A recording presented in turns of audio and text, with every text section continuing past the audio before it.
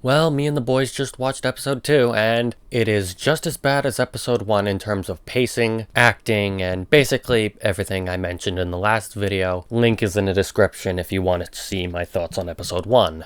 Hell, you could cut most of the time out of episode 1 and insert episode 2 in there, and you would have an infinitely better paced episode, but still, it does not fix the quite literal plot contrivances of episode 2. Nothing will. This series is an absolute mess. It absolutely flabbergasts me of why the assassin droid was still there even after the mission was done. It could have gone anywhere. It could have self-destructed.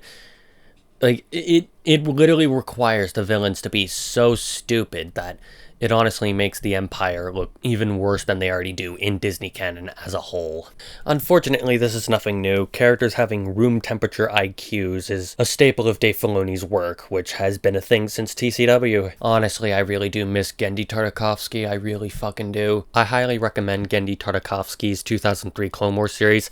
It is the textbook definition of show don't tell, and all killer no filler. It is one of the best interpretations of the Clone Wars series that is not locked to books in any way. Honestly, I'm not surprised Sabine actually survived getting stabbed in the chest with a lightsaber. Like, her lung would have been fucked, her liver would have been fucked. That ship does not have any bacta tanks whatsoever, so she would have died in transit. Meaning her entire existence up to this point is basically built off an entire contrivance, which is exactly how Dave Filoni rolls, because, well, let's be fair, he did revive Ahsoka twice, once during the Mortis arc by the literal embodiment of the light side, and quite literally bringing time travel to Star Wars in Rebels, which breaks so much that it's not even funny at this point. Like, honestly, this man is more detrimental to Star Wars than anyone else.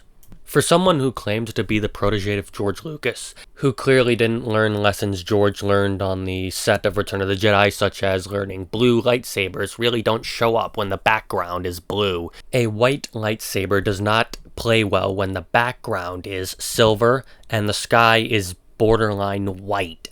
Literally, the lightsaber is vanishing into the background half of the time, and it doesn't help that these LED lightsabers look like absolute garbage 99% of the time.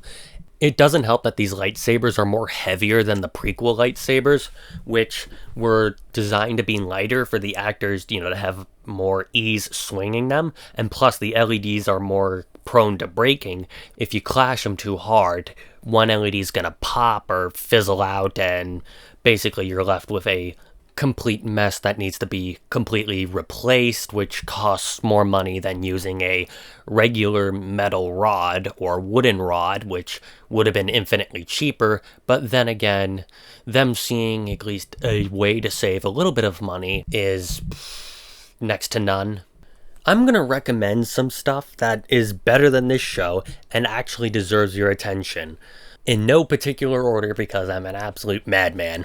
The Nausicaa of the Valley of the Wind manga. If you like Lord of the Rings, and you really like that, big adventure, that's the one. Love and Mercy, the biopic based on musician Brian Wilson's life, taking place in two periods, the mid to late 60s and the complicated 80s, when Brian was under the abusive conservatorship of his therapist, Dr. Eugene Landy. The 1986 Transformers movie, while not being deep, is a fun ride that I would recommend to just about anyone who really just wants to have a good time.